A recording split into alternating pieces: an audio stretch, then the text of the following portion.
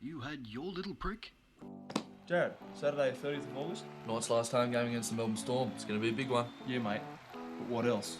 We'll be reminding every bloke over 40 at the game to get a little prick. And we need your support and donations on the day to help beat this silent killer.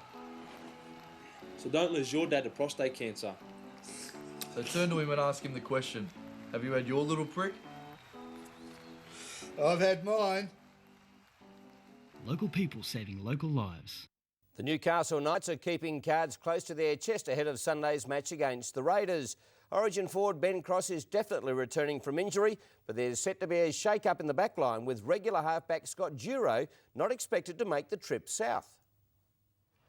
Not one to give too much away at the best of times, Brian Smith wasn't about to start today, but he must be pleased to have some of his big men back.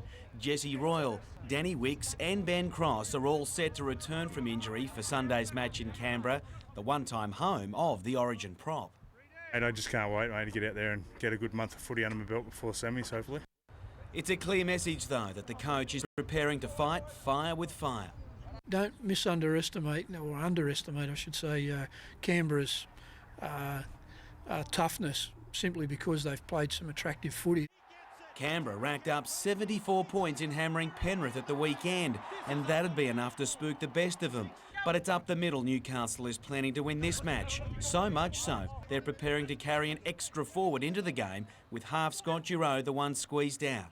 The makeup of the outside backs also remains open to speculation, with Aku Uate among those in the mix.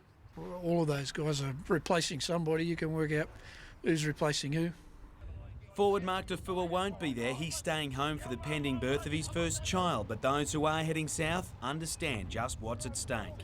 Our season sort of doesn't ride on this game, but there are a lot of hinges on it where we possibly finish in the top 8.